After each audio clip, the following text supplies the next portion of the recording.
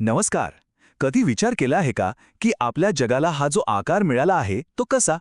उंचच उंच पर्वत, दूरपर्यंत पसरलेली मैदाने आणि खोल दऱ्या, या सगळ्या नैसर्गिक रचनांनाच भूरूपे म्हणतात.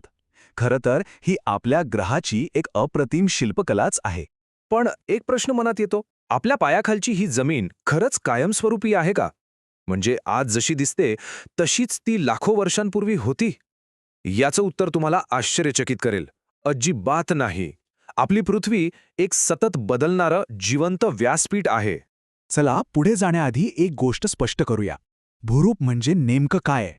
अगदी सोप्या भाषेत सांगायचं तर भूरूप म्हणजे पृथ्वीच्या पृष्ठभागावरचा कोणताही नैसर्गिक आकार. मग तो उंच पर्वत असो किंवा सपाट मैदान.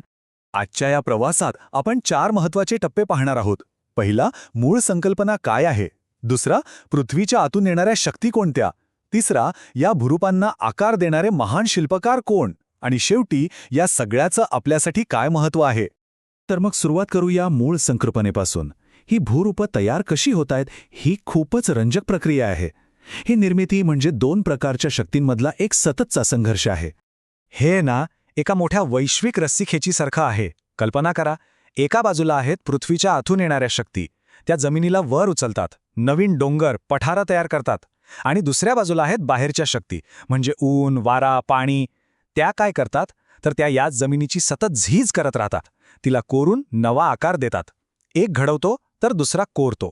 चला तर मग सगळ्यात आधी त्या शक्तींबद्दल बोलूया ज्या पृथ्वीच्या पोटातून काम करतात.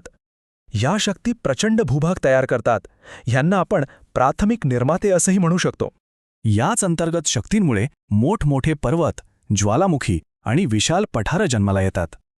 कधीकधी तर पृथ्वीचं कवच अक्षरशः दुभंगतं आणि त्यातून खोल खचदरी तयार होते. असं समजा की या शक्ती आपल्या ग्रहासाठी तो कच्चा माल तयार करतात, ज्यावर नंतर बाहेरच्या शक्ती आपली कलाकुसर करतात. आता बघा, सपाट माथ्याची भूरूपं दिसायला सारखी असली तरी त्यांच्या आकारात खूप फरक असतो. खूप विस्तीर्ण पसरलेला भाग असेल तर त्याला आपण पठार म्हणतो. तोच आकार थोडा लहान आणि तीव्र उताराचा झाला की त्याला मेसा म्हणतात.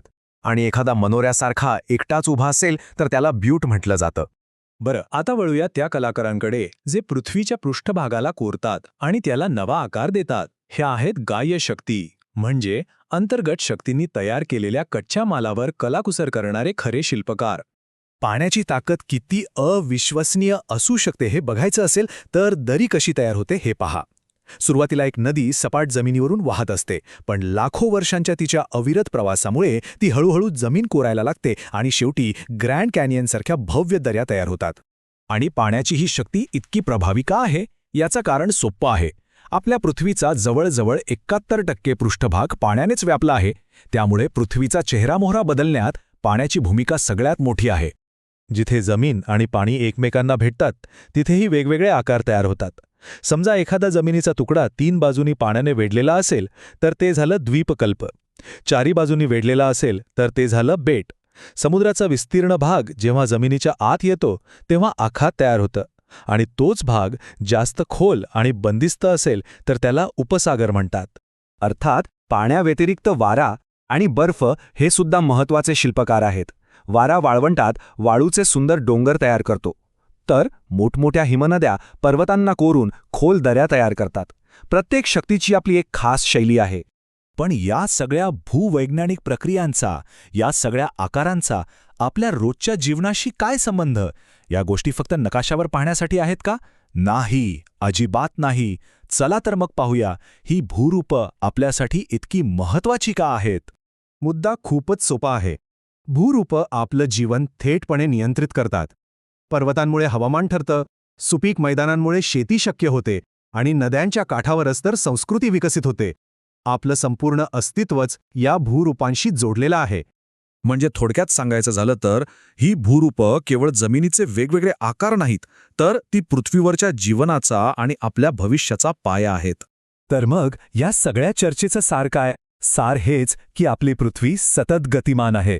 अंतर्गत शक्ती पर्वत आणि पठारं घडवतात, तर बाह्य शक्ती त्याच रचनांना कोरून दऱ्या आणि किनारे तयार करतात. हा एक कधी न संपणारा खेळ आहे. आणि हे सगळं एका वाक्यात खूप छान मांडलं आहे. जर तुम्ही भूरूपे समजून घेतलीत तर तुम्ही पृथ्वीलाच समजून घेता. हे फक्त भूगोलाचं ज्ञान नाही, तर आपल्या ग्रहाशी एक नातं जोडण्यासारखं आहे. तर आता पुढच्या वेळी घराबाहेर पडल्यावर आजूबाजूला जरा वेगळ्या नजरेने बघा. फक्त डोंगर किंवा नदी म्हणून नका पाहू. स्वतःला हा प्रश्न विचारा, आपल्या सभोवतालची ही जमीन कोणती गोष्ट सांगत आहे? तिच्या निर्मितीची कहाणी काय असेल? यामागे नक्की कोणत्या शक्तींचा हात असेल?